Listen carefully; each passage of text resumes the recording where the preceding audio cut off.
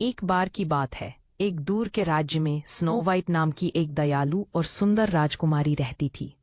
उसकी त्वचा बर्फ की तरह सफेद, होंठ गुलाब की तरह लाल और बाल कोयले की तरह काले थे। लेकिन वह अपनी सौतेली माँ रानी के साथ रहती थी, जो बाहर से सुंदर थी लेकिन अंदर से ईर्ष्यालु और क्रूर थी।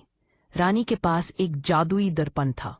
वह हर दिन उससे पूछती कि आईना, दीवार पर लगा आईना, इन सब में सबसे सुंदर कौन है? और दर्पण हमेशा उत्तर देगा, तुम मेरी रानी, उन सभी में सबसे सुंदर हो। इससे रानी मुस्कुरा उठी, क्योंकि उसे राज्य में सबसे अधिक प्रशंसा प्राप्त होना पसंद था। लेकिन जैसे जैसे स्नो वाइट बड़ी होती गई, उसकी सुंदरता और भी निखरने लगी। एक दिन जब रानी ने अपने दर्पण से पूछा, तो उसने उत्तर दिया, स्नो वाइट उन सभी में सबसे सुंदर है। रानी गुस्से में थी। वह यह सोच भी बर्दाश्त नहीं कर पाती थी कि कोई उससे ज्यादा खूबसूरत है। इसलिए उसने एक दुष्ट योजना बनाई। रानी ने शिकारी को बुलाया और आदेश दिया, स्नो वाइट को जंगल के अंदर ले जाओ और उसे कभी वापस मत लाना। शिकारी स्नो वाइट को दूर तक जंगल में ले गया, लेकिन जब उसने उसकी दयालु कोमल आंखों को देखा, तो वह उसे कोई नुकसान नहीं पहुंचा सका। भाग जाओ, वह फुसफुसाया, और महल में कभी वापस मत आना। रानी को तुम्हें कभी नहीं ढूंढना चाहिए। स्नो वाइट पेड़ों से बचते हुए और जड़ों से टकराते हुए जंगल में भाग गई। वह डरी हुई और अकेली थी। जैसे ही सूरज डूबने लगा, उसे पेड़ों के बीच छिपू एक छोटी सी झोपड़ी मिली। उसने धीरे से दस्तक दी। किसी ने जवाब नहीं दिया। उसने अंदर कदम रखा और 7 छोटी कुर्सियां, 7 छोटे कटोरे और 7 छोटे बिस्तर देखे। दौड़ने से थककर वह बिस्तर पर लेट गई और जल्द ही गहरी नींद में सो गई। उस शाम झोपड़ी के मालिक लौट आए। वे 7 बौने थे जो पहाड़ों में रत्नों की खुदाई का काम करते थे।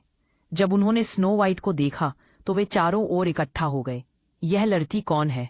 एक ने पूछा। दूसरे ने कहा, वह थकी हुई लग रही है, चलो उसे डराओ मत, शायद उसे मदद की जरूरत है। 7 में से सबसे खुश जॉली ने कहा। स्नो वाइट जाग गई और हाफने लगी, लेकिन बौने दयालु थे। उसने उन्हें अपनी कहानी सुनाई और उनके चेहरे गंभीर हो गए। आप हमारे साथ रह सकते हैं, सबसे क्रोधी ग्रम्बल ने कहा, लेकिन रानी आपकी तलाश में आ सकती है, सबसे बुजुर्ग वाइज ने चेतावनी दी।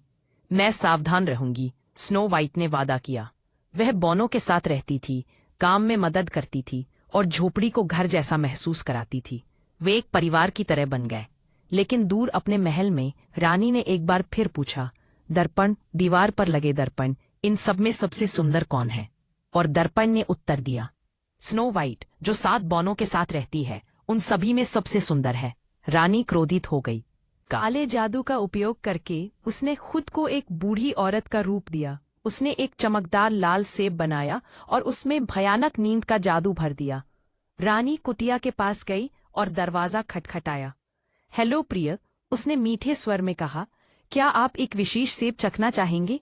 यह सबसे मीठा है जिसे आपने कभी चखा होगा। स्नो वाइट झिझक रही थी, लेकिन महिला हानि रहित लग रही थी और सेब स्वादिष्ट लग रहा था। उसने एक छोटा सा टुकड़ा खाया और अचानक उसकी आंखें बंद हो गईं और वह फर्श पर गिर गई। रानी दुष्टतापूर्वक हंसी और जंगल में गायब हो गई। जब बौने घर लौटे तो उन्होंने स्नो वाइट को शांत पड़ा हुआ पाया। उन्होंने बहुत रोया और सब कुछ करने की कोशिश की, लेकिन वह नहीं जगी। उन्होंने धीरे से उसे मुलायम फूलों से भरे एक कांच के बक्से में रखा और जंगल में गहरे स्थान पर रख दिया।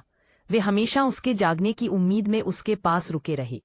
एक दिन एक राजकुमार जंगल से गुजर रहा था और उसने उसे देखा। उसने उसकी दयालुता और सुंदरता के बारे में सुना था। जब उसने उसका चेहरा देखा तो उसका हृदय दुख से भर गया। वह नीचे झुका और धीरे से उसके माथे को चूम लिया। अचानक स्नो वाइट की आंखें खुल गईं। जादू टूट गया। बौने उछल पड़ी और जयकार करने लगे। स्नो वाइट उन्हें देखकर मुस्कुराई।